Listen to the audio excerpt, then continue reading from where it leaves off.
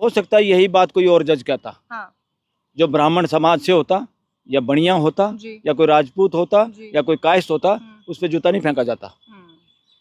इसमें कोई दो राय नहीं है। ऐसा मैं भी ऐसा मानता हूँ। बहुत सारे वकीलों ने हमने आज चर्चा की कि ऐसा क्यों हुआ भाई।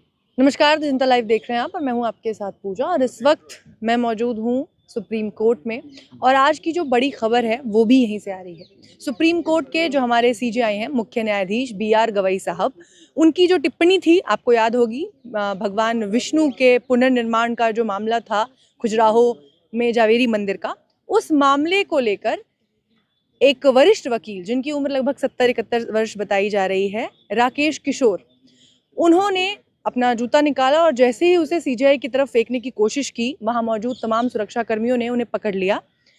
लेकिन उसके बाद उन्होंने जो नारा लगाया कि सनातन का अपमान नहीं सहेगा हिंदुस्तान, और इसके साथ ही अब ये जो सवाल है ये उठ खड़ा हुआ है कि ये सनातन के अपमान का जो मामला, जिसको पहले तो सोशल मीडिया पर ट्रेंड कराया गया और सोशल मीडिया के बाद अब ये सुप्रीम कोर्ट में सीजेआई के डेस्क तक जा पहुंचा है और ये बहुत बड़ी बात है।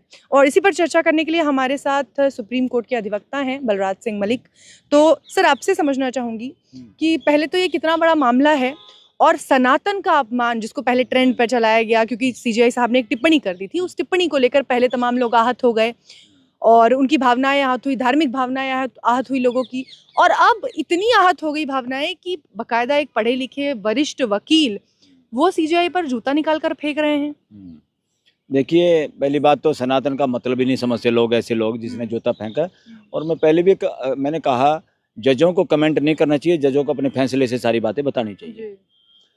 और सनातन को बदनाम जो किया जा रहा है, सनातन का मतलब शाश्वत सत्य। सत्य को कोई अपमान नहीं कर सकता। सत्य की कोई ऐसी भावना नहीं होती जिसको ठेस पहुंच जाए।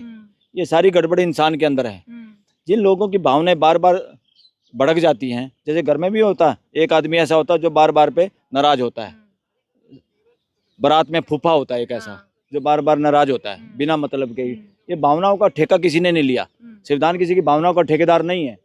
संविधान लोगों की आस्था में परमिशन वहां तक देता है जहां आपकी निजी कोई मामला है।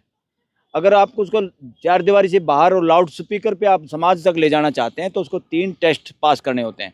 संविधान में जो लिखा है, पब्लिक ऑर्डर, पब्लिक मोरालिटी और क्या नाम, पब्लिक हेल्थ। इन 3 चीज़ों के खिलाफ आपके विचार ना हो, आपकी बात ना हो, आपका प्रचार प्रसार करने का तरीका ना हो। अगर इन 3 के खिलाफ है तो आप उस आस्था का प्रचार ढिंडोरा नहीं पीट सकते। आप अपराधी हैं संविधान के। आप पे FIR दर्ज हो सकती है, आपको पकड़ा जा सकता है और आपको रोका जा सकता है और आपको रोकना भी पड़ेगा। हालांकि सीजेआई साहब ने इस घटना के बाद उन्होंने कहा कि ना मैं उस पर ध्यान दे रहा हूँ, ना आप लोगों को ध्यान देना चाहिए, और जो हमारी जिरा चल रही थी वो लगातार चलती रही। लेकिन कानूनी तौर पे इस पे क्या कार्रवाई हो सकती है, कितनी सजा हो सकती है? कानून तो एक कहीं वो हो जाता है, एक तो सरकारी काम में बाधा और दूसरा कोर्ट ऑफ कंटेम्प्ट। कई तरह के इसमें अपराध शामिल हो जाते हैं अगर इसको स्ट्रेच करें तो। जैसे इन्होंने वांगचुक का स्ट्रेच करके सीधा ही गिरफ्तार कर लिया, उसको तो NSA लगा दिया। तो लगाने के पर चीफ जस्टिस ऐसा मुझे लगता है नहीं करेंगे, क्योंकि वो उस वक्त भी तुरंत अपना काम उन्होंने नॉर्मल तरीके से करना शुरू कर दिया था। मगर जिस आदमी की भावना ठेस पहुंची है उससे ये दिमाग में ये लगाना पड़ेगा लोगों को, जजों को भी, कि हमें कमेंट कम करें, अपना काम करें। जजों को अपने फैसले से बोलना चाहिए।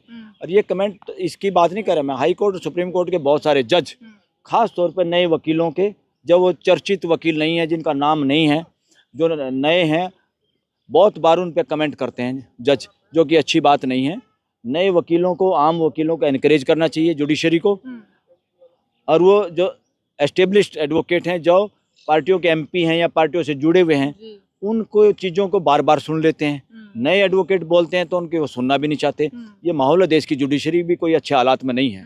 इसलिए सारे जजों को ये पल्ले गांठ बांध लेनी चाहिए कि पहले तो हर वकील की इज्जत की जाए, हर वकील की सुनी जाए, और कमेंट करने से की बजाय फैसले में लिखना चाहिए। लेकिन सर, अभी जो कुछ हुआ है उसका अगर मैं शुरू से शुरू करूं तो जब सीजेआई साहब पहली बार महाराष्ट्र गए थे ओथ सेरेमनी के बाद, वहां भी उनके प्रोटोकॉल में जिस तरीके से अनदेखी हुई थी, और अब जो कुछ हुआ है, क्या ये उनके दलित होने की वजह से, उनके जाति की वजह से, और ये मानसिकता कितनी खतरनाक है? 100% है, इसमें कोई दो राय नहीं। जानबूझ के अपमान किया गया था और फिर बाद में उसको उन्होंने सफाई देने की कोशिश की, फिर वो चारों तरफ पुलिस दोबारा आई और ये सॉरी वोरी बोल बुला के पीछा छोड़ा। ये नॉनसेंस है। इस देश में ये कोड की तरफ फैली हुई है मानसिकता। आज अगर कोई SC ST का आदमी अधिकारी हो तो पीएन अगर दूसरा हो उससे, चाहे वो बेशक शूद्र हो, शूद्र श्रेणी में आता हो या वैसे में आता हो, और ब्राह्मण में आ गया तो कहने क्या, वो तो मानना नहीं चाहता किसी को अपने से ऊपर। ये जो खुरापात लोगों के दिमाग में इस कोड ने भर दी ना कि हम इंसान को इंसान ही नहीं मान पा रहे अभी तक, तो इससे मतलब ये है कि हमारी सरकारों ने सही काम नहीं किया और शिक्षा व्यवस्था अभी कमजोर है। और शिक्षा व्यवस्था का भी अभी वर्णवादीकरण हो रहा है इस सरकार में और ज़्यादा। सिलेबस में कई चीज़ें डाली गई हैं, कई चीज़ें ऐसे जो, उसको मैं हिंदू कर्मकांड नहीं कहूँगा, उसको मैं ब्राह्मणिकल वर्णवादी कर्मकांड कहूँगा, क्योंकि बहुत सारी चीज़ें हैं जो ब्राह्मण या ब्राह्मण मानसिकता का कोई भी लोग हो, किसी भी जाति का हो सकता है, वो मानते हैं पर समाज नहीं मानता उन बातों को। तो इसलिए ये चीज़ें बिल्कुल ख़त्म करनी पड़ेगी। अब तक समाज इस बात पे आना चाहिए था कि पूरी मानव जाति एक समान, हम हार्डवेयर में अलग हैं, शकल सूरत में अलग हो सकते हैं, खान पान में अलग हो सकते हैं, सोचने में फीलिंग हमारी पूरी दुनिया की मानव जाति की एक है, और यही वसुधैव कुटुंबकम का आधार है। अब ये उन तमाम लोगों के लिए जिन्हें लगता है कि जातिवाद या इस तरीके की कोई चीज़ें आपको देखने को नहीं मिलती या खबर आप नहीं सुनते, आपके आसपास में नहीं होता, तो ऐसी चीज़ें नहीं हैं। तो इसका एक जीता जाता उदाहरण हमें सुप्रीम कोर्ट में जो चीफ हमारे जस्टिस है, चीफ जस्टिस, उनके साथ जब इस तरीके की व्यवस्था है और उनके साथ बार बार उनकी जाति के आधार पर इस तरीके के व्यवहार हो सकते हैं, तो ये तमाम चीज़ें आप इस बात को मुझे कहने में कोई दिक्कत नहीं आएगी। हाँ। हो सकता है यही बात कोई और जज कहता, हाँ।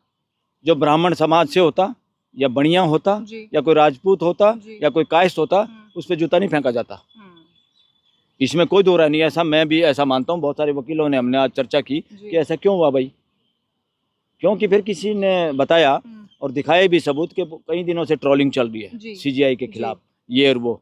और मैं आज इस बात को भी कहने में कोई गुरेज नहीं है, आप कहीं भी देख लीजिए, जो ट्रोल आर्मी है, जो इस जूते मारने को सही साबित कर रहे हैं, उसमें मेजोरिटी ब्राह्मण नामों की है। अब वो फेक हैं या असली हैं उसका हमें पता नहीं, वो तो देखने की बात है, उसको कोई जांच सकता है। ये अच्छी बात नहीं है देश के लिए। अभी तक हम इसी में बटे हुए हैं, ब्राह्मण, राजपूत, क्षत्रिय, वो, और कुछ लोग तो बेचारे शूद्र में भी नहीं, जिनको असपर से कैटेगरी में रखा है SC ST में।